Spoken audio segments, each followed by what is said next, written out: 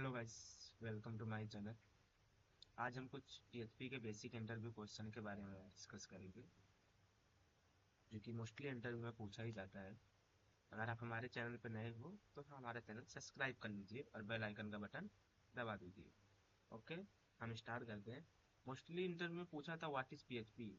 तो पीएचपी होता ही क्या है? पीएचपी एक हाइपरटेक्स्ट प्री प्रोसेसर लैंग्वेज होता है, जो हम लोग वेबसाइट वेब एप्लीकेशन को क्रिएट करने के लिए, डेवलप करने के लिए यूज करते हैं। उसका सेकंड क्वेश्चन पूछा जाता है व्हाट आर पीएचपी की फीचर। पीएचपी के की फीचर क्या है? पीएचपी जो होता है ना, ओपन सोर्स एंड फ्री होता है, ओपन सोर्स होता है। मतलब इसको कोई भी मतलब इजीली यूज कर सकता है। Simple and easy to learn. जो पीएचपी का कोड होता है वो सिंपल होता है और इसको इजी कोई भी पर्सन लर्न कर सकता है। क्रॉस प्लेटफॉर्म कैपेबिलिटी, मतलब ये क्या होता है?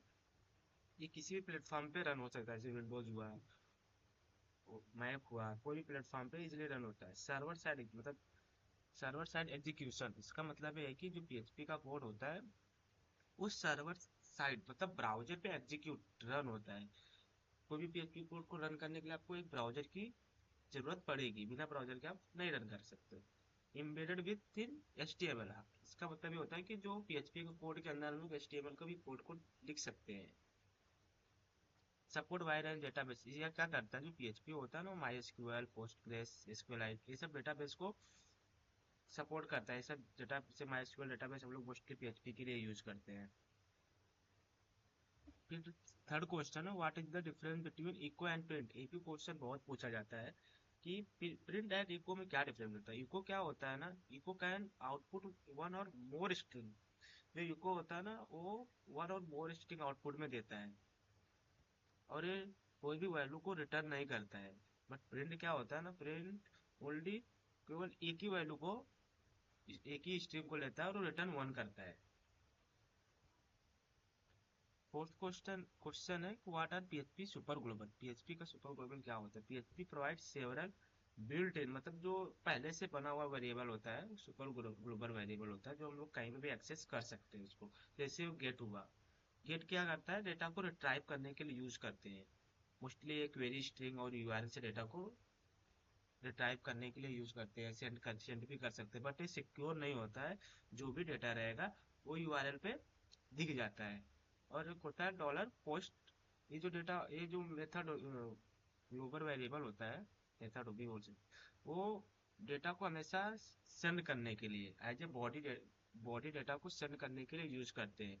ये सिक्योर होता है, इसमें डेटा दिखता नहीं है और इसमें कोई डेटा की साइज नहीं रहती कि आप इतना डेटा सेंड कर सकते हो। बट गेट में एक लिमिट होती है कि आप उसी लिमिट को डेटा को सेंड कर सकते हो।